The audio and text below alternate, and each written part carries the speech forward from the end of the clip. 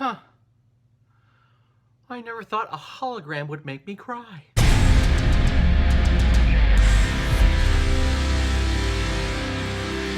Blade Runner 2049, released in 2017, and is directed by Denis Villeneuve, who is behind such films like Prisoners, Sicario, and Arrival. One of the best directors working today.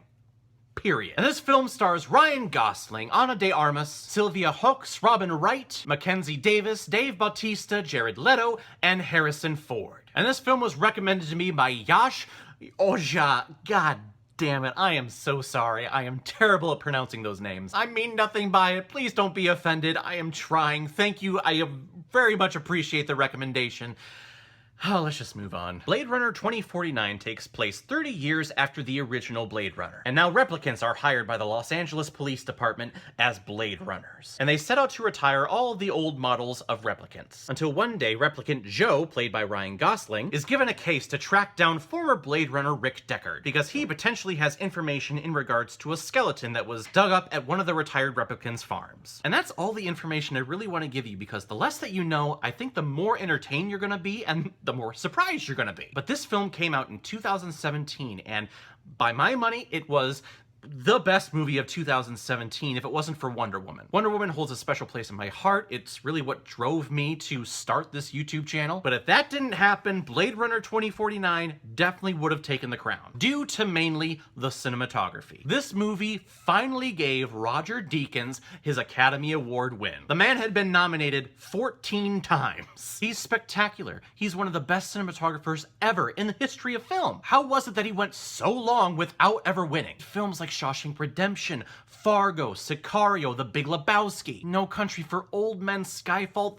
The man is brilliant. And really, for him to have waited so long to receive his first Academy Award win is actually, that is sacrilege to me. But he finally has one, and by God, it's never been more deserved. Because every single frame, every single shot of this movie you can print off, put it in a frame, put it up as a print on your wall, and your house would be beautiful. Beautiful use of color, of negative spaces. It's stunning, it's gorgeous, and it's a beautiful painting on screen. It's one of the reasons why I couldn't take my eyes away from this movie. It's a 3-hour-long movie, but yet the imagery is so stunning that I cannot help but watch the entire movie. If you're gonna see this movie for any reason, it's for the cinematography. Watch it for the paintings that you see on screen. They're not actual paintings, but by God, this is fucking art. But not only do we have breathtaking scenery and cinematography, but we have great story and great acting as well. Ryan Gosling is our main character. He plays Joe, he is a Blade Runner,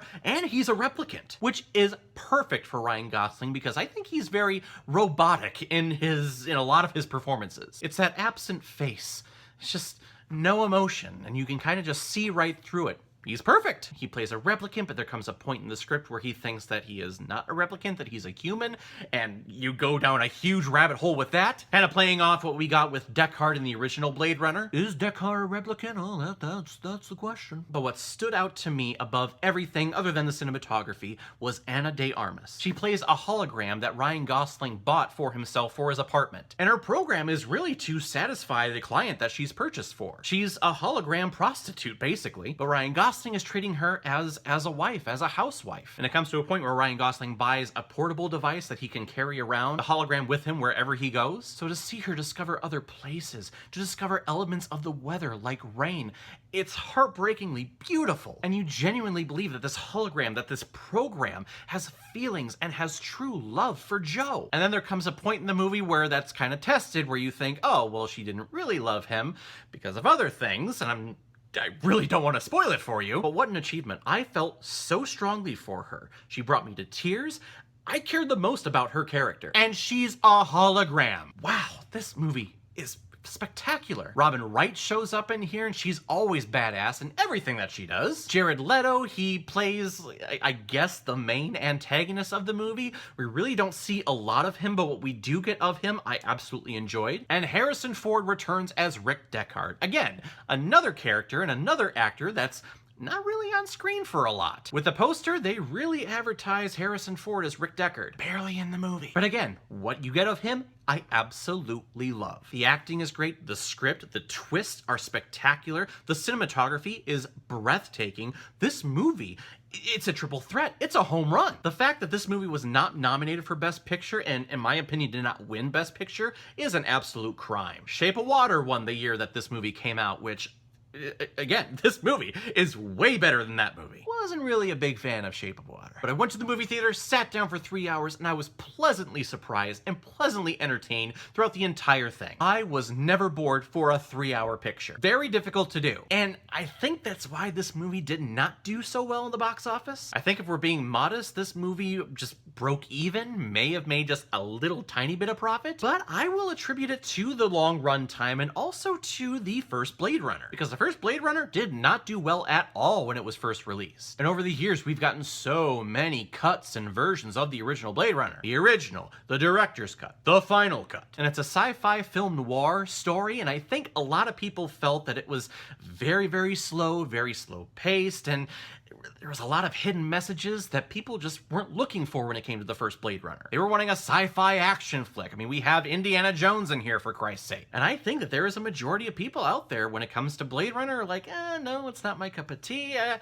Really don't care for it. And then they hear that the sequel is coming out, 2049, and they go, oh, well, I haven't seen the original Blade Runner in years, or no, the first one I didn't really care for, I didn't really get it, so I'm not even gonna bother with this one. I know that's what happened, and it's an absolute shame, because this film deserved to do much better than what it did. Denis Villeneuve, he wanted to make this movie because he was afraid if they were gonna do a sequel to the original Blade Runner that someone was gonna fuck it up. Nope, I'm doing this because I don't want anyone else to mess with it. And thank God he did. He is a great visionary, one of the best directors we have working today. This film is awesome. Please, please, please go see it. I'm gonna give Blade Runner 2049 5 out of 5 Blu-rays.